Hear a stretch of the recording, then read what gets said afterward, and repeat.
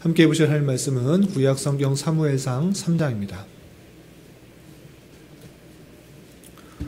오늘 1월 3일 말씀 보면은 사무엘상 3장인데 3장은 좀 길지만 처음부터 마지막 21절까지 함께 봉독하겠습니다. 구약성경 사무엘상 3장 1절부터 21절까지 말씀, 구약성경 412쪽 전후를 보시면 되겠습니다. 1절부터 함께 봉독합니다. 아이 사무엘이 엘리 앞에서 여호와를 섬길 때에는 여호와의 말씀이 희귀하여 이상이 흔히 보이지 않았더라. 엘리의 눈이 점점 어두워 가서 잘 보이지 못하는 그때에 그가 자기 처소에 누웠고 하나님의 등불은 아직 꺼지지 아니하였으며 사무엘은 하나님의 궤에 있는 여호와의 전 안에 누웠더니 여호와께서 사무엘을 부르시는지라. 그가 대답하되 내가 여기 있나이다 하고 엘리에게로 달려가서 이르되 당신이 나를 부르셨기로 내가 여기 있나이다 하니 그가 이르되 나는 부르지 아니하였으니 다시 누우라 하는지라. 그가 가서 누웠더니 여호와께서 다시 사무엘을 부르시는지라. 사무엘이 일어나 엘리에게로 가서 이르되 당신이 나를 부르셨기로 내가 여기 있나이다 하니 그가 대답하되 내 아들아 내가 부르지 아니하였으니 다시 누우라 하니라. 사무엘이 아직 여호와를 알지 못하고 여호와의 말씀도 아직 그에게 나타나지 아니한 때라. 여호와께서 세 번째 사무엘을 부르시는지라. 그가 일어나 엘리에게로 가서 이르되 당신이 나를 부르셨기로 내가 여기 있나이다 하니 엘리가 여호와께서 이 아이를 부르신 줄을 깨닫고 엘리가 사무엘에게 이르되 가서 누웠다가 그가 너를 부르시거든 내가 말하기를 여호와여 말씀하옵소서 주의 종이 듣겠나이다 하라 하니 이에 사무엘이 가서 자기 처소에 누우니라. 여호와께서 임하여 서서 전과 같이 사무엘아 사무엘아 부르시는지라. 사무엘이 이르되 말씀하옵소서 주의 종이 듣겠나이다 하니 여호와께서 사무엘에게 이르시되 보라 내가 이스라엘 중에 한 일을 행하리니 그것을 듣는 자마다 두 귀가 울리리라. 내가 엘리의 집에 대하여 말한 것을 처음부터 끝까지 그날에 그에게 다 이루리라. 내가 그의 집을 영원토록 심판하겠다 했고 그 말한 것은 그가 아는 죄악 때문이니 이는 그가 자기의 아들들이 저주를 자청하되 금하지 아니하였음이니라. 그러므로 내가 엘리 집에 대하여 맹세하기를 엘리 집의 죄악은 제물로나 예물로나 영원히 속죄함을 받지 못하리라 하였노라 하셨더라. 사무엘이 아침까지 누웠다가 여호와의 집의 문을 열었으나 그 이상을 엘리에게 알게 하기를 두려워하더니 엘리가 사무엘을 불러 이르되 내 아들 사무엘아 하니 그가 대답하되 내가 여기 있나이다 하니 그가 이르되 내게 무엇을 말씀하셨느냐 청하노니 내게 숨기지 말라. 내게 말씀하신 모든 것을 하나도 숨기면 하나님이 내게 벌을 내리시고 또 내리시기를 원하노라 하는지라. 사무엘이 그것을 그에게 자세히 말하고 조금도 숨기지 아니하니 그가 이르되 이는 여호와의 신이 선하신 대로 하실 것이니라 하니라. 사무엘이 자라매 여호와께서 그와 함께 계셔 그의 말이 하나도 땅에 떨어지지 않게 하시니 단에서부터 브엘세바까지의 온 이스라엘이 사무엘은 여호와의 선지자로 세우심을 입은 줄을 알았더라. 여호와께서 실로에서 다시 나타나시되 여호와께서 실로에서 여호와의 말씀으로 사무엘에게 자기를 나타내시니라. 아멘. 네, 감사합니다. 오늘 말씀 얘기 본문은 사무엘상 3장입니다. 사무엘상 1장, 2장의 내용을 잠시 다시 한번 정리를 하면 사사시대에 엘가나라는 사람의 한나라는 아내가 있었는데 그가 아이를 갖지 못하는 그때에 많은 핍박과 탄압과 멸시를 받은 그 사실로 말미암아 하나님 앞에 더욱 간절하게 기도하게 되고 그 기도의 응답으로 아이가 나왔는데 그 아이가 사무엘이었습니다. 그리고 한나가 간절히 기도할 때 아이를 낳게 되면 하나님 앞에 드리겠다라는 서원을 했기 때문에 그 서원을 지키기 위해서 이 한나는 그 아이를 젖될 정도의 나이가 되자 엘리 제사장에게 자신의 아이를 드리는 내용이 1장에 나오게 됩니다.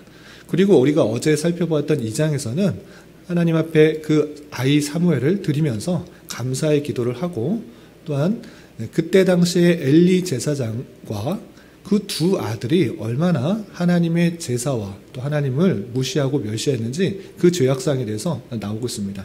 그 두 아들이 제사장 아래에서 자랐음에도 불구하고 하나님을 경배하고 하나님을 잘 알고 잘 섬기는 것이 아니라 오히려 제사 제물을 자기가 자기 유익을 위해서 먼저 먹는 그런 죄악을 범했을 뿐만 아니라 일반 사람들도 해서는 안 되는 그 여자를 동침하는, 결혼하지 않은 여자와 동침하는 그런 죄악들 가운데 계속적으로 행했던 것입니다.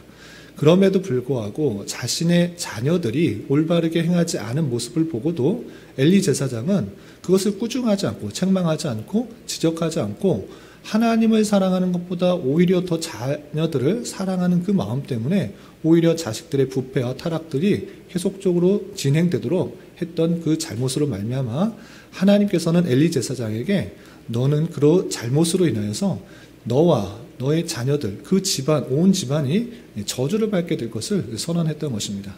그리고 그것에서 끝난 것이 아니라 하나님께서 충실한 제사장을 세워 하나님 마음과 하나님의 뜻대로 행하겠다라는 그 말씀을 2장에서 하게 되는 것입니다.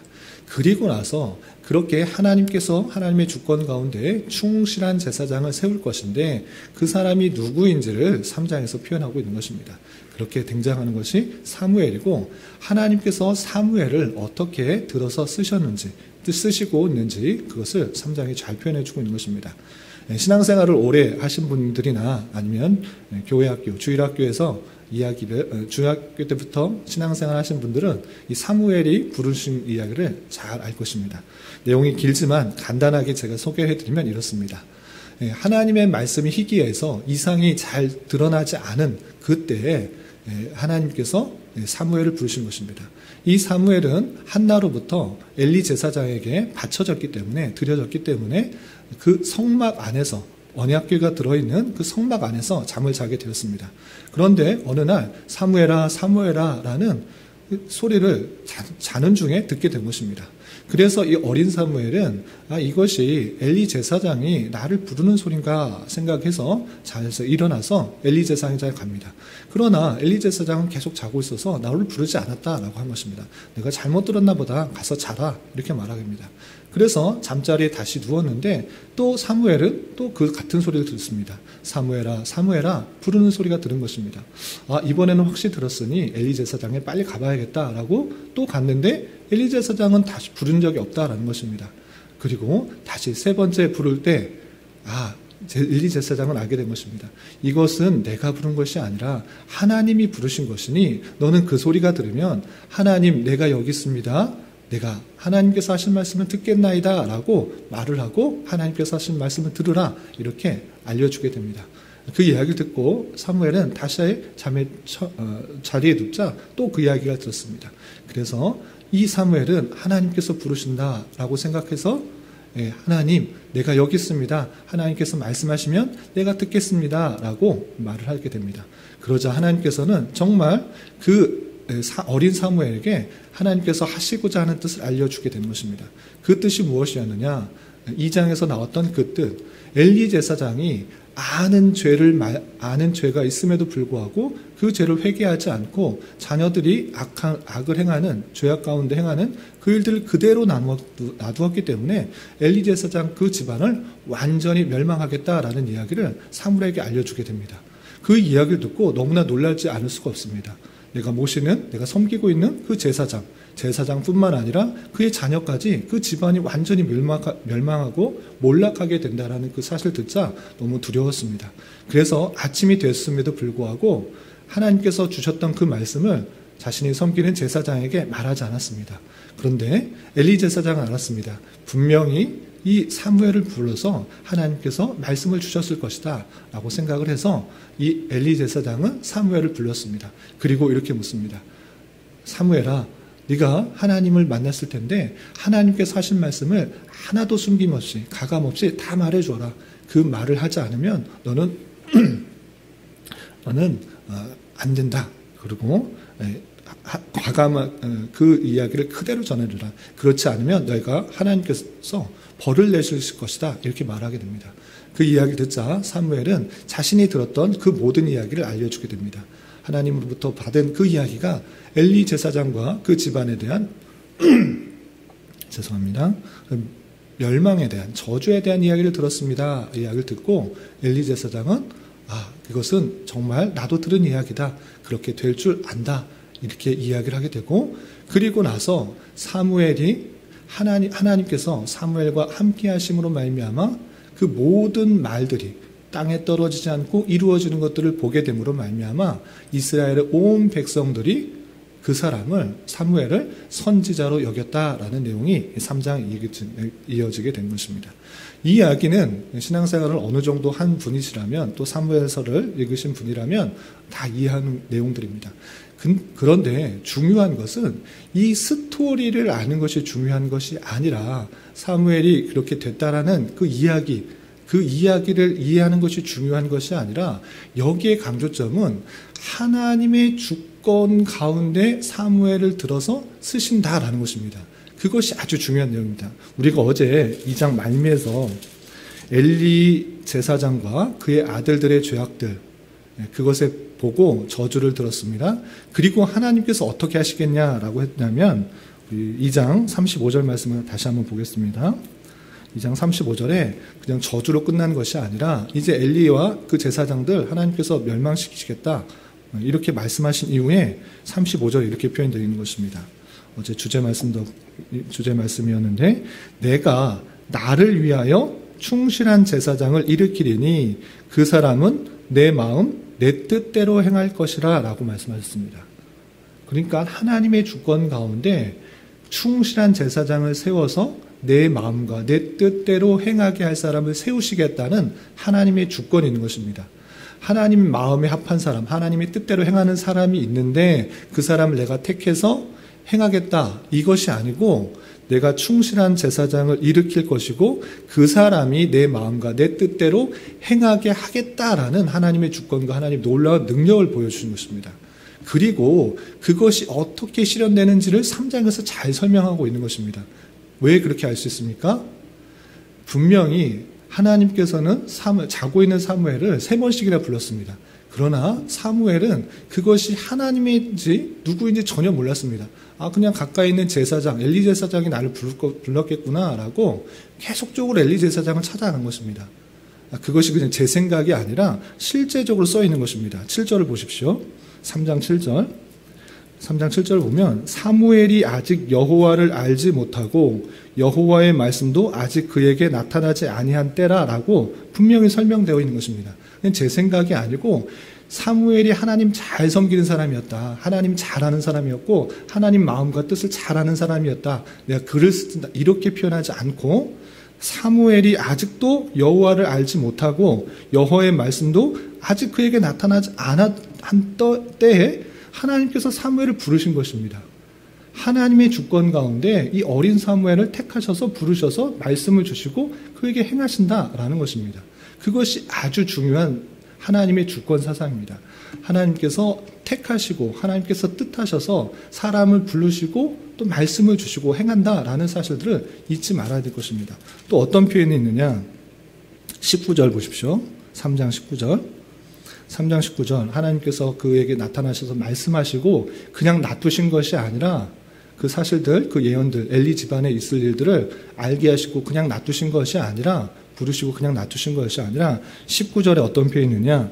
사무엘이 자라매 여호와께서 그와 함께 계셔서 그의 말이 하나도 땅에 떨어지지 않게 하시니 라고 표현되어 있습니다.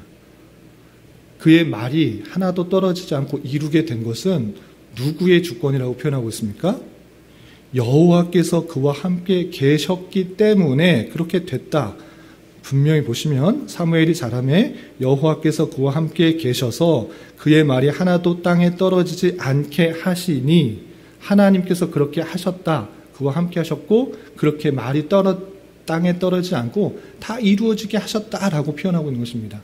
그러니까 성경에서 주권은 사람의 뛰어남에 있는 것이 아니라 전혀 알지 못하는 사무엘지라도 하나님께서 택하여 주시고 말씀을 주시고 그와 함께 하심으로 말미암아 하나님의 일을, 하나님의 뜻을 행하게 하신다라는 하나님의 주권이 담겨 있는 것입니다. 그 주권 가운데 내가 쓰임을 받고 있다. 그것이 아주 중요한 사상이고 그 쓰임 받는 것에 대한 감사와 찬송이 있는 것입니다. 그 모든 것을 행하는 하나님, 그 하나님께서 나를 택하셨다. 그리고 나에게 말씀하여 주셨다. 그렇기 때문에 감사와 찬송이 있는 것입니다. 하나님께서 그 능력으로 그 사람을 택하시고 어떤 사람을 택하시고 그 사람을 보고 택하신 것이 아니라 하나님께서 택하시고 그렇게 행하신다라는 놀라운 주권이 담겨 있는 것이 사무에서의 아주 중요한 그런 사상이라는 것들을 잊지 말아야 될 것입니다. 그렇다면 우리는 아무 할 것이 없지 않느냐?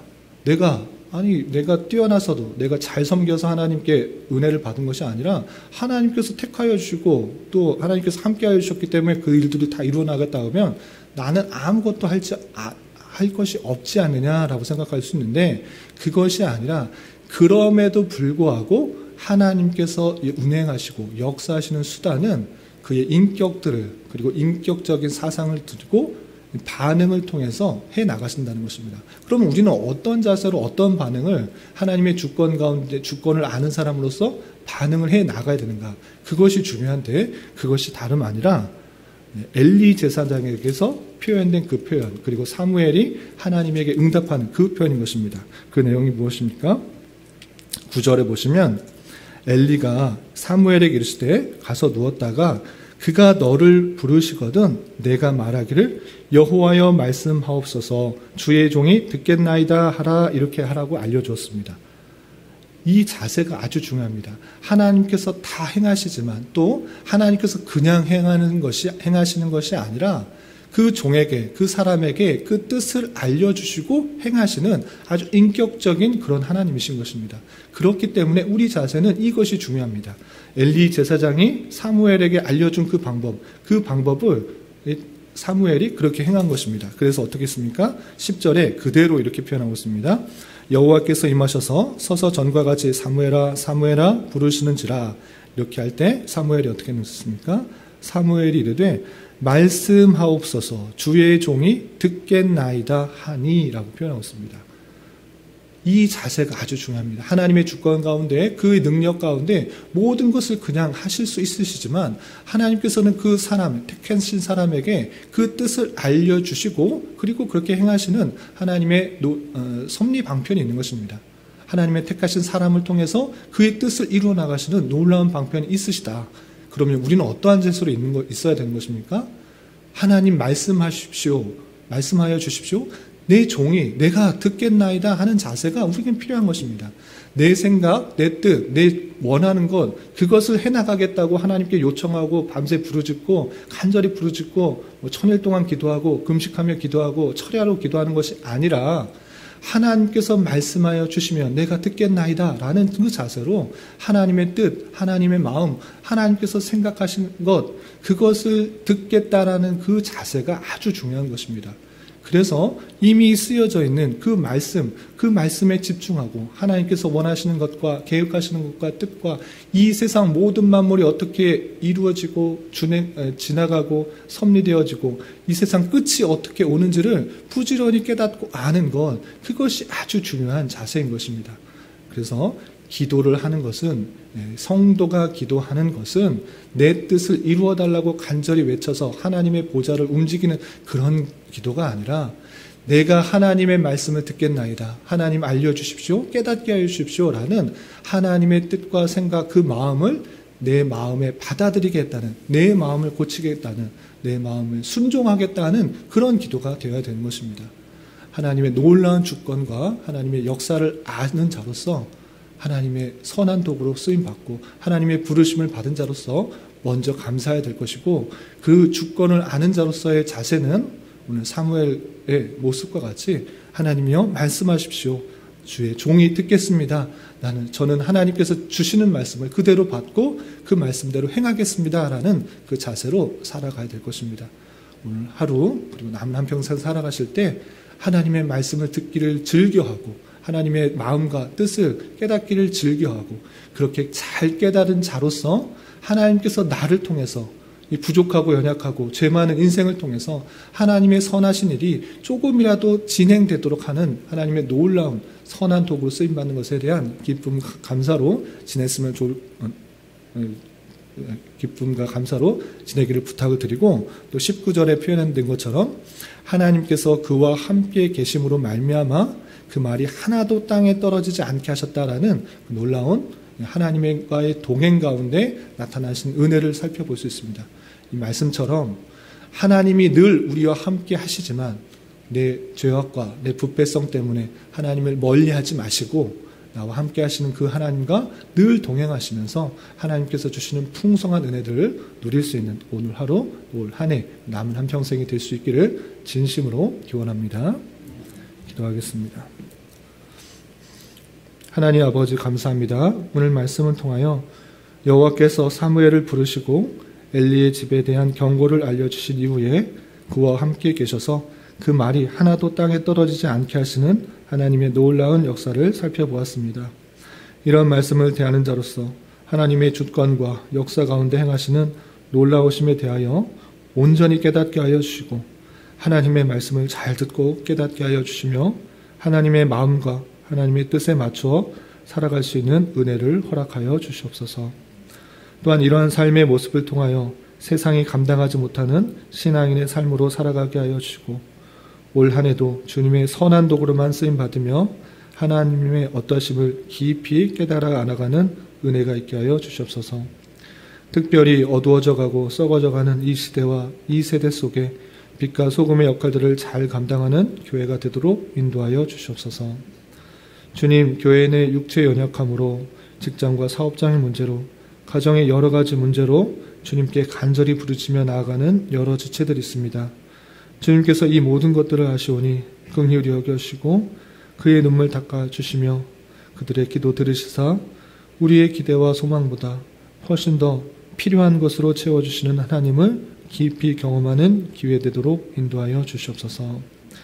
이 시간 한 주간의 삶과 한 해를 올려드리며 각자 간절히 기도하는 기도 제목 주님께서 들으시고 가장 선한 것들로 응답하여 주시옵소서.